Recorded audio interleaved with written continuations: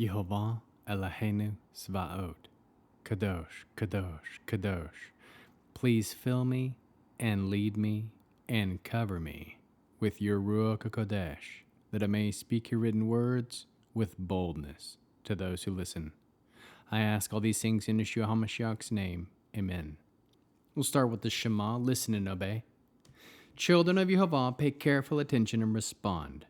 Yehovah is our power and authority. Yehovah works in unity with himself, and you shall act upon your love to Yehovah with your power and authority, with your thoughts and mind, with your entire body, with all the muchness that you have. Yod, Hey, Vav, Hey. Hand, behold, nail, behold. 1 Samuel chapter 25. Shaul died. All Israel assembled to mourn him and bury him at his home in Ramah. Then David set out and went down to the Paran desert.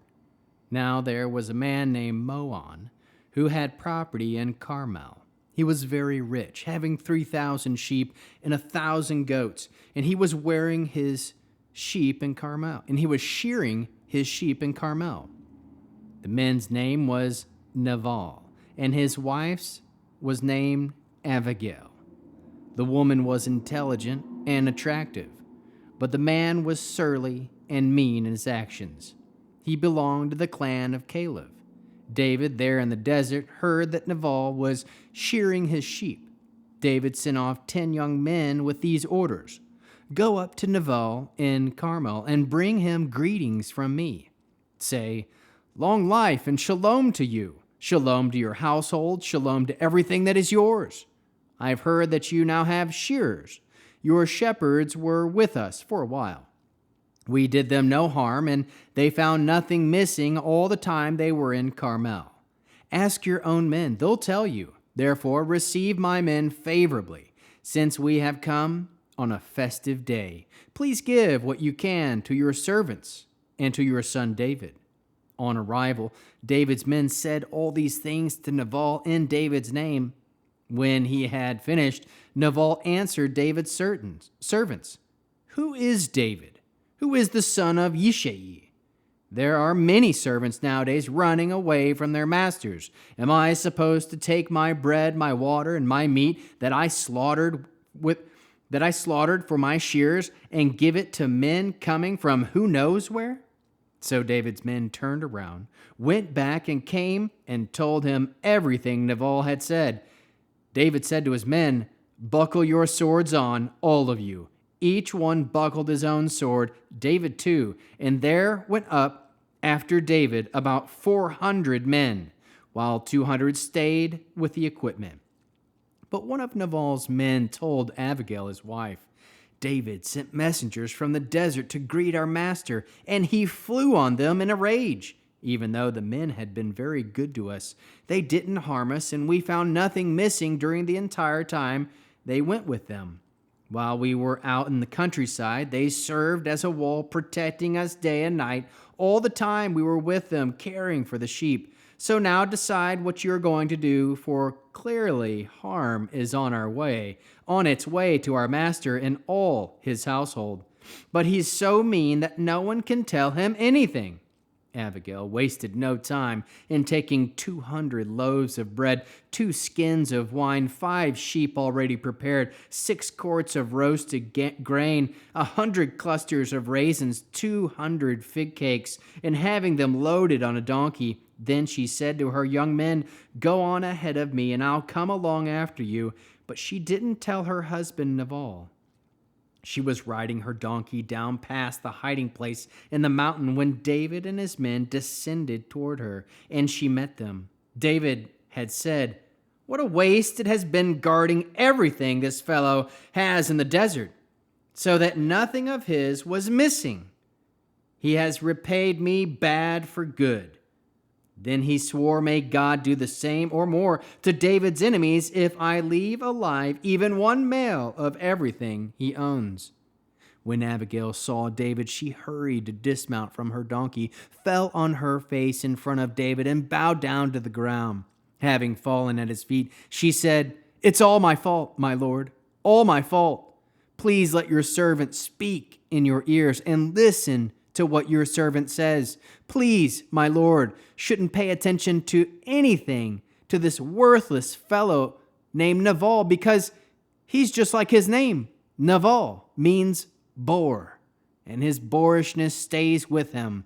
But I, your servant, did not see my Lord's men whom you sent. Therefore, my Lord, as you have all lived, and as you live, inasmuch as you have all has kept you from the guilt of shedding blood, and from taking vengeance into your own hands, therefore may your enemies and anyone seeking your harm be as worthless as Nabal.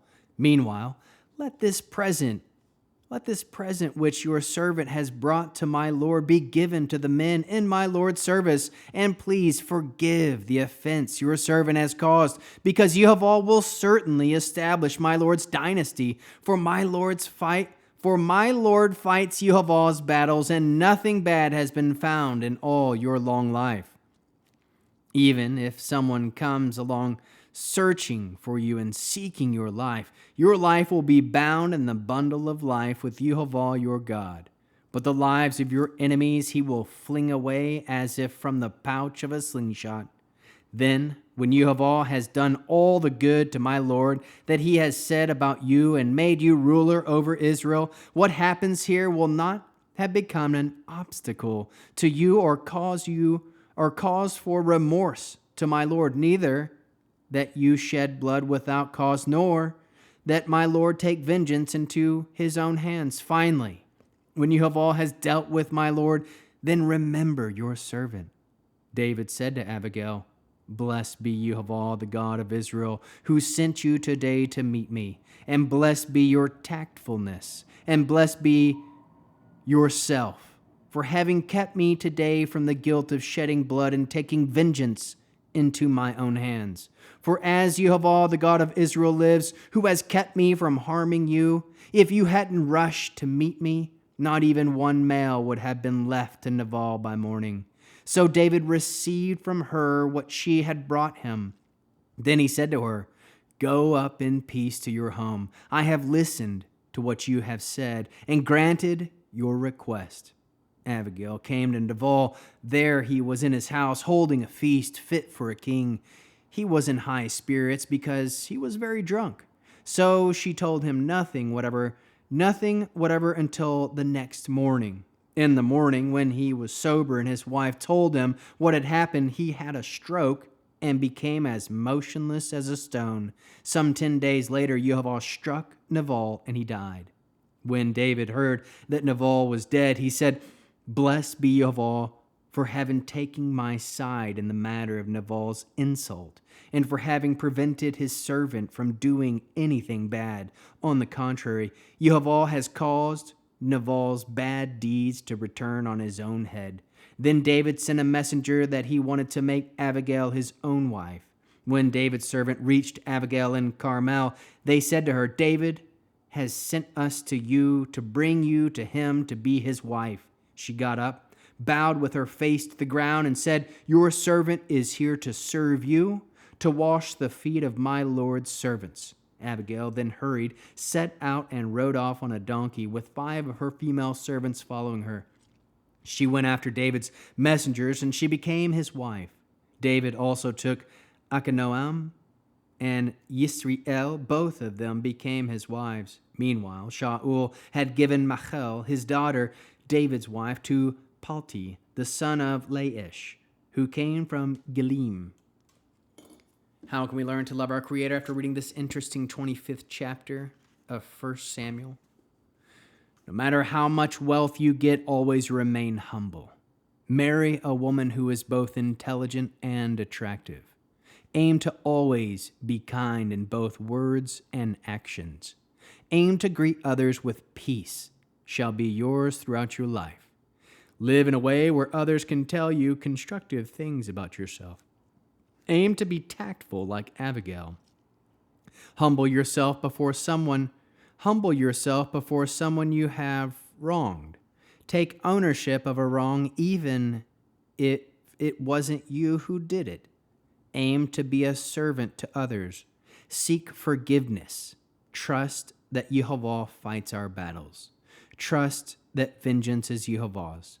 Trust that Yehovah, the Elohim of Israel, has us meet each other for a reason. Aim to be the reason others don't shed innocent blood. Aim to live in peace with each other. Aim for Yehovah to always be on your side.